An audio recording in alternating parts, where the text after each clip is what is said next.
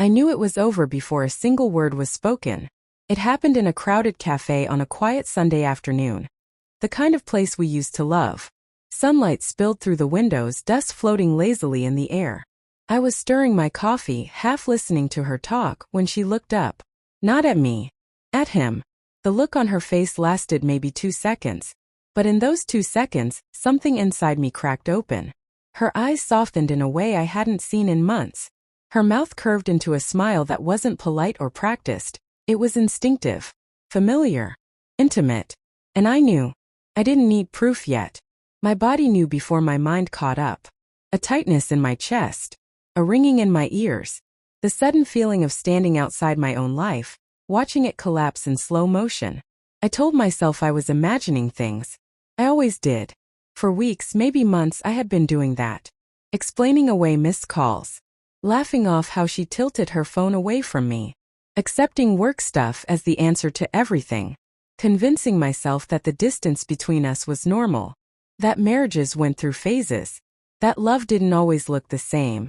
But that look wasn't normal. After that day, everything felt louder. Her silence. Her late nights. The way she showered the moment she got home. Like she needed to wash something off. The way she laughed at texts she wouldn't explain, then said, "It's nothing," without meeting my eyes. I started questioning myself first. You're tired. You're insecure. You're overthinking. I wanted to be wrong. I wanted to stay. But suspicion has a sound. It hums under your skin. It keeps you awake at night, replaying conversations, analyzing pauses, counting minutes.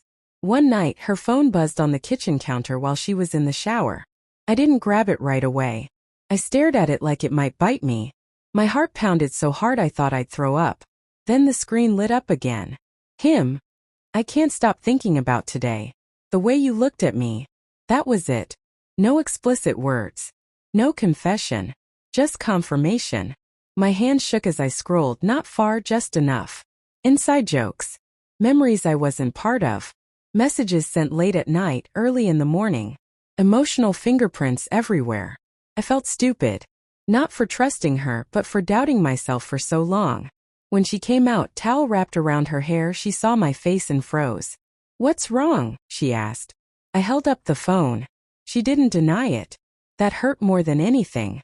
She sat down slowly like gravity had suddenly doubled. She said his name. Said it just happened. Said she never meant for it to go this far. Said she was lonely. Said she still loved me. Every sentence landed like a separate wound. I listened. I really did. I heard the guilt in her voice, the fear, the way she justified things without meaning to. She wasn't a villain. She was human. Flawed. Confused. And so was I. What broke me wasn't the messages. It was realizing how long I had been invisible. How often I had reached for her and found empty space. How I had shrunk myself to keep us together. I didn't yell. I didn't beg. I just asked one question. Do you look at him the way you used to look at me? She didn't answer. That silence was everything. I packed a bag that night. Each folded shirt felt like a memory being put away. She cried. I almost stayed. Love doesn't shut off just because trust dies. But self-respect has a quiet voice, and I finally listened. At the door, I looked back at the woman I thought I'd grow old with.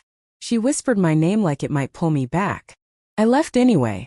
Now, when I think about that look she gave him, it still hurts, but it also reminds me of the moment I chose myself. Of the strength it took to walk away from someone I loved because I loved myself too. Sometimes the most painful goodbyes are the ones that save you.